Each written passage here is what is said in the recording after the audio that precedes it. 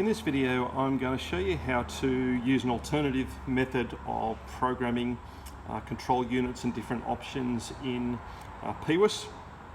In the past, I've used development mode to make changes to the individual control units, but what I'm going to show you here is, I guess, a more holistic approach of saying what option is fitted and then getting the car to program itself entirely. Because it's surprising, for example, if you program a particular option in, like the rain sensor, to make that work, it's not just the front BCM or the things that controls the wipers. It does some other things as well, so it'll talk to other control units, and it's really difficult to find out where they are, especially when everything's in German. In this method, you can go ahead and just select the options like you would have done if you were programming this in the factory, and then just go program the whole car, and it'll just go ahead and do it. The only downside of this is it takes everything back to stock. So for example, I'm going to program the auto start stop, so it's automatically off. When it goes through and programs a whole bunch of other stuff, it will take everything else back to stock, so without any individual coding changes. So for example, I've changed the instrument cluster, so the speedo reads right and the coolant temperature reads right.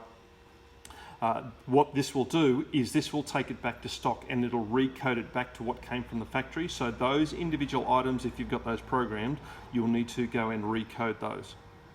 So in the normal after sales mode, when you first open up PIWIS and we end up with this, what I'm going to do is go down the bottom here to additional menus. And then we get a bunch of different options here, and there's lots of stuff in here. And the one that's relevant to us is this one up the top here called Maintenance of Vehicle Data. If you click Next, now what it's going to do is list everything about your car. And you'll see here the first page is everything about the engine and the gearbox with the VIN, etc. in there. If I go to the next page, it'll have all the interior and trim and paint codes and all that sort of thing.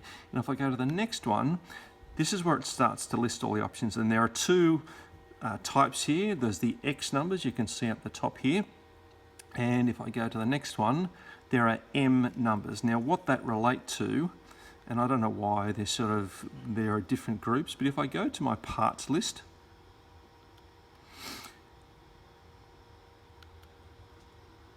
if I go to the parts list, there are two different types of options. Now these are easily downloadable if you do a search online, so I would suggest you go and do that. But at the first couple of pages, before it lists really any parts, it talks about the gearbox and the engine and all that sort of stuff. But then you come down to, and I'll just scroll up,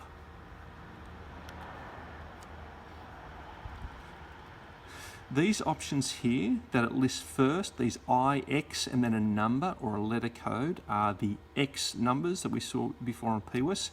And if we go down, these ones here that start with an I, okay, they're the M numbers. Don't understand that logic, maybe it's a German thing. But when you go back to PIWIS, you'll notice that those X numbers were those that I saw before, and the M numbers are the ones that start with I. What's interesting though, that in this here, it kind of lists every single option that could possibly be existed on all platforms. So when I go to the parts list, this only lists those for sports cars. Now this, even though it's a Boxster parts list, has all different options for all the 911s, etc., but it's only the sports cars. So if you want to search for different options, this is the place to do it on the parts list, to find the one that you're after. Because the nice thing about being a PDF, you can just search for different functions. Because if I go over here to here, whilst there's lots here, I scroll down and it's a bit hard to really see how many there are, but in the M numbers there are literally thousands, because it starts at 1, as you can see here, 1001, and as I go through the ones, it'll then get to, or sorry, it's in zeros there, it'll go into letters, and then eventually goes to ones, and then ones with letters. So there are just so many there, it's crazy to try, and you can't search this, so to try and find the one you're after in this is really, really hard. So like I said, use the parts list to find the one that you want. What's also interesting though is I'm going to show you some that are listed in this that aren't listed in the parts list, because they're not really an option that was given to you, but there are things that you can change to make your car maybe a little bit better. And I'll show you what I mean, because today what I'm going to do is I'm going to show you just 2 examples of this to show you how this all works. I'm going to, because I've recoded this so the rain sensor doesn't work and the auto start stop feature comes on automatically, I'm going to recode it so the rain sensor now works. And the auto start stop feature, whilst I could completely code the thing out, I'm going to make that automatically off. So when you first start the car, it's going to be off every time. So we'll go ahead and do that. So this was before I've turned the ignition on and the light is off on the start stop, which means that it's activated automatically. And I'll just use a spray bottle here and just spraying some water on the windscreen. If I turn the windscreen wipers on intermittent, I now spray some water on the sensor. Nothing happens because it's just on the normal intermittent timer. Spraying lots of water. And it eventually works just on that intermittent timer. So we're going to change that to make the auto start stop default off, and we're going to make the rain sensors work. Now when you make changes, if you're doing multiple changes, you can do them all at the one time and then save, and then we go ahead and reprogram the whole car and it does everything at the one time. So the first thing I've got here, you can see it, the rain sensor is not installed. So I'm going to click that and that'll change it to installed, and obviously a pen here saying that it's changed. We're just going to leave that alone for the moment. And we're going to find the next one. And the next one is we're going to go to the auto start stop. Now I'll just show you one thing first. Holy smoke, there's a lot of options here. Right, so the Sports Chrono Plus option is 640, that's there. You can see I've recoded that so it's installed. But the start stop function, if you wanted to just turn this off completely so it just doesn't work ever, you would click that option there. However, what I'm going to do is just change it to start stop automatically off. Let's see if we can find this. There we go. So we've got the options here of auto start stop default on, default off, or last mode. Obviously default on or off, that's pretty self-explanatory, but last mode, it remembers what you had last time. So what I'm going to do is turn this one off and turn that one on.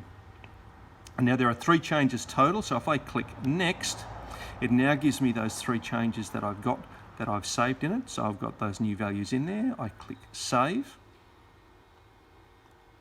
It saves all of those.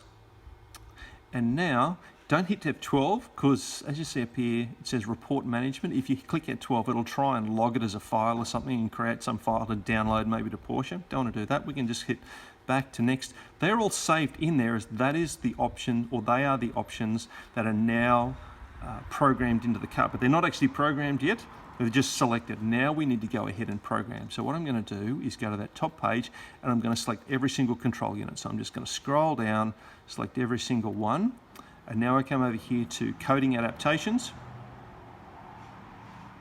This will take a little while because it's now got to go through the whole car, work out what's there, etc., and then we can go ahead and basically automatically code. And after you hit coding adaptations, it'll take a few moments, maybe a couple of minutes, to come up with this bit here where we've got automatic coding. And we're going to hit that. And we're going to come down here and hit next. Now with this, there's not going to be a screen in between. As soon as you hit next, it's going to start. And now you'll see this screen. And this whole process will probably take about 10 minutes or so as it goes through the whole car, works out what control units are there, what's in them already, what needs to be written, and then eventually you'll end up with a scroll bar along the bottom here that tells you that it's pre-programming each of the control units, and then it's pretty obvious when it's done.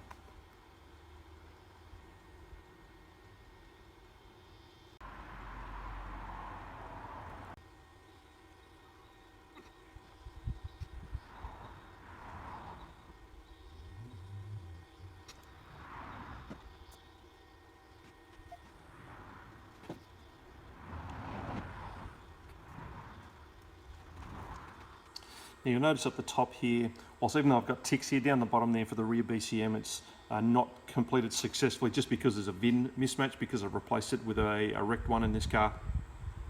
But when you do this, if everything works correctly, you should just see ticks from top to bottom. You can see just down the bottom there with the rear BCM. Even though that's the case, everything will have coded perfectly fine. It's just spitting the dummy a little bit because of that VIN mismatch. And now we can go back and test everything. Everything should work fine. Anything that you had individually coded using the development mode, you'll need to go and redo that if it wasn't stock. But what we'll do now is we'll just have a look at some of the control units, or we'll just have a look at the gateway, just to have a look at what it actually thinks is in the system now. So let's just go to gateway. So if I actually want to check the coding that is in there, or the options that are in there, this is the way you do that. So I go to manual coding, then click next. That first one, this is, you can tell, there's some of the information that was similar to what we had on the first page of the higher end options list earlier. If we click next, now it has all those options, but those only that are applicable to this unit. So let's have a look down here. There we go. The start stop function is there as an option. However, you can see there the one for default off isn't listed because it's not actually an option for this car. However, funnily enough, this still works. So let's just go back and I'll show you that it actually works in a moment. Let's go back to, we'll just go to the front BCM just to show you that the rain sensor has now been put in there.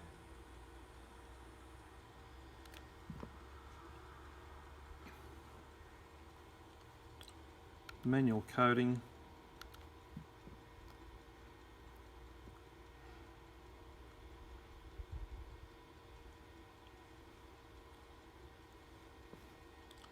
Go next.